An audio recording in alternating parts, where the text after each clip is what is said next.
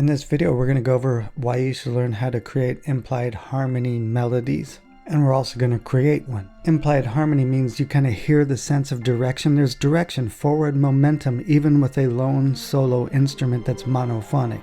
Now, interestingly, this is not going to sound like this, but where do you learn how to do this? Learning all those Bach chorale techniques of the non-harmonic tones. And then you go on YouTube and people are telling you, go ahead and learn the Bach chorales and whatnot, and the etc., and the counterpoint stuff, and then forget about it. Well, actually, that's terrible advice, because those are the very things that you're going to be using to give your single melodic line a sense of forward momentum, going forward, horizontal plane, movement, the composition is moving along, or the melody. Again, the benefits are if you have a single line melody or a pedal point, for instance, it seems to be moving along as if the composition is progressing. And try doing that with a pentatonic scale, for instance. It's not going to be as effective, because something like the pentatonic scale is going to be hard to imply. Well, every single harmony that you can get in a single key, for instance. It's impossible to imply all those harmonies with a pentatonic scale by itself. So on to the topic. I stuck in a lone flute just because we're going to use this very concept. So there's not going to be any keyboard playing in here. We're going to set this up for 2/4, let's just say, and around 80 something BPM, just to say that's where we're starting. And I'm not using a MIDI keyboard because I don't want to face the limitations you have with note input with that. There are a lot of limitations, and we'll probably run into one here, and I'm going to point it out if we do. So we're going to take D minor. We're going to choose this. And we're going to do something else. We're going to show that this 1, 4, and 5 is not completely exhausted. We're going to write something with 1, 4, 5 in D minor. The other thing I've done is I've set myself up for a perfect half cadence here, which involves timing. So I'm just going to go ahead and input some arpeggiation. Let's just switch to 16th notes. This is just a way you could actually get started with this, but it's way you have to really go back and study non-harmonic tones. But first, we're just giving ourselves a basic plan, because one of the keys to implied harmony is really stressing the tones of the chord. So we've given ourselves a basic plan. I'm just going to copy this same scheme all the way to the 5 chord. If you look at something like a Bach invention, you'll see that a lot of it is actually kind of faking you out, as if it's like a whole bunch of different lines. But in all honesty, most of the time, there's just a lot of arpeggiation going on. So now I'm going to create this scheme where it's going to rise. So that D minor tonality is going to rise. Now we need to go to G minor. Pretty boring right now, but we're going to make it better. And the reason I'm doing this is I'm showing you the basic outline. Okay, that would be D Dorian if I left that as a B natural. Or melodic minor. So now we have the 5 chord. We're just going to do very simple arpeggiation for right now. And I'm going to show you a little trick you can probably use if you're not very good at doing stuff like this.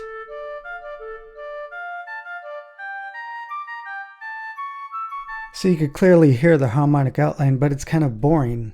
But it does have a sense of direction. So now here's where notation is really, you have the advantage. I look at this and I say, if I stick just another 16th note in there to try to get some kind of non-harmonic tone, it's really hard to do. So my mind immediately goes to, well, let's stick in a group of tuplets, maybe 5 against 5 notes per every 8th note. And let's make this come alive. Let's choose 16th. So you can't see my tuplet thing, but I'm choosing 5 notes per every 8th note. Okay, so we're just going to write in the still the same notes. And I'm going to show you why. Okay, get in there. Okay, so because that's still our basic harmonic outline that we started with the 16th notes. Now we're going to choose the basic concept of the neighbor tone. This is why you learn that stuff. And we're going to make it C sharp because this is D minor, and that will actually sound better than the flat 7. So now we still have our basic outline, except for that one non-chord tone. Now what I'm going to do is just stick an 8th note in there and then tie that over on the 5th note. So we're going to create a little syncopation here, and it's probably going to be unnoticeable in the end result. And we're going to make this come alive with a few articulations later. What I'm going to do is just simply copy over that group of 5 where all the 16th notes are. And when this is done, we'll stick it into a musical scenario, like with a pedal point or something.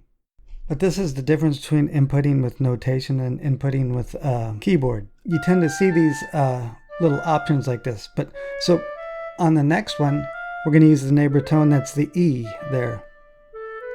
We still have our outline.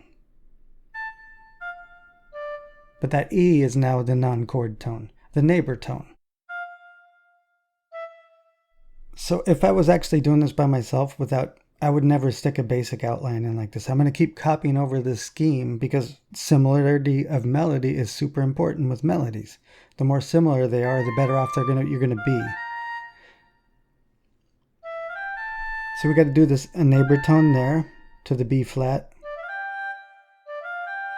So we still have the outline, and we're going to go ahead and paste that group of 5 here. Now, unlike this, I want some form of closeout, so I'm probably going to change it slightly. We're going to take this 8th note out and the tie out. So it's just a group of 5 now. And what we'll do on this 5 chord, we'll just allow the pure arpeggiation. Because this going down this far now, instead of slightly down, gives us a sense of closeout.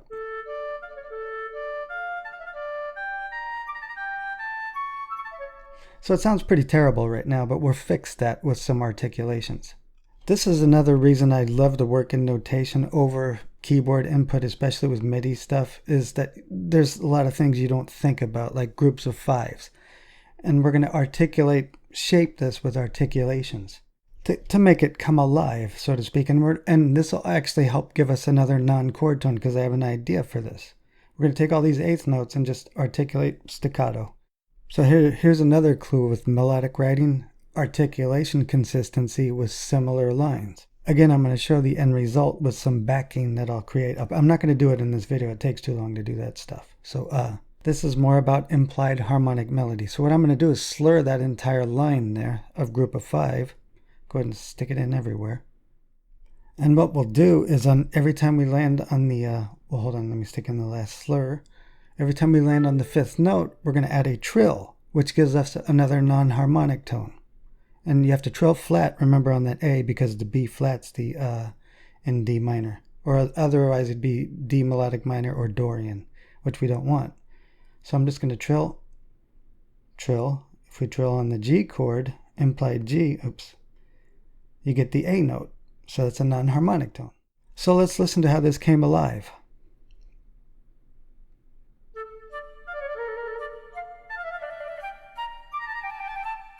So even with the non-harmonic tones in there, we still have that sense of 1, 4, 5. But now we have a cool little melodic line here that feels like it's progressing forward in composition. Even by itself, it sounds like that harmony. So what I'm going to do is copy this. Because we have a half cadence there, we're going to make a full cadence. And this will be really simple because we'll just repeat, basically. Similarity, I talk about this in my melodic course. And I talk about ways to troubleshoot. So we're going to take that trill concept and just put it on the full cadence instead. We're going to go ahead and we don't need to alter that because it's going to trill flat. Or a half step up, sorry. Take out this slur and then. So now the second time it trills instead of on the half cadence. So it gives us a sense of final closeout. And we'll just go octave jump. Oops. Okay, there we go. And then make them short notes maybe. So the half cadence gave us room to keep going. The full cadence gives us finality.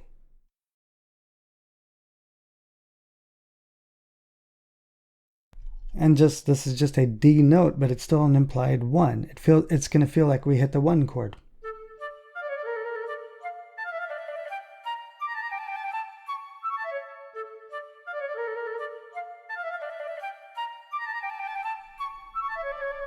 So I'm not going to put in any rests or anything. I'm just going to go ahead and mock this up now. I'll be right back.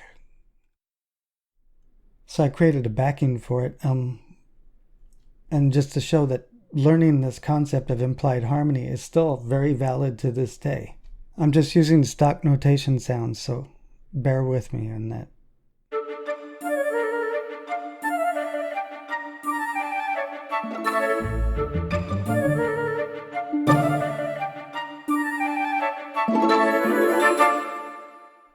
So that single line over the pedal point until you get to the 5 chord gives it a sense of direction, that melodic line. And that would be one use of it, using it over a pedal point. It'll give that pedal point a sense of direction with your melodic line. If you use a pentatonic scale or something over a pedal point, it's not nearly going to have the same effect, for instance. I use that as an example because try it. It's hard to create implied harmony like this with a pentatonic scale over a pedal point. So oftentimes in situations like this where you do have a pedal point situation, a scale choice is going to be very important. I mean, sometimes, I'm not saying all the time, because there are very creative ways to use something like pentatonic bass scales and other scales that are interesting like that over pedal points to still give you a sense of direction. However, the implied harmony kind of technique actually does give you a sense that something is moving forward even with the lone instrument, which is really hard to do with a lot of certain types of scales because you don't really hear the chord changes. So the next person to tell you on YouTube or something that says, go learn the Bach chorale type stuff and learn how to pass the tests on that, but forget about it when you're done, tell them to forget about it. Also with like stuff like counterpoint learning, because really learning that helps you create these things that don't necessarily have to sound like counterpoint or Bach chorales that have a sense of direction anyway. And that's why you learn that stuff, not just to pass a test, but you learn it to create implied harmony as well. And to this day, it's still a very valid technique, especially creating like melodic content over pedal points or by themselves, which is really hard to do if everything you do sounds like a guitar solo or something. There's a time and place for everything. Let's go back to the pentatonic scale. If your harmony and all that, you could still create memorable lines with pentatonic scales. It's just going to rely more on the background harmony in most cases.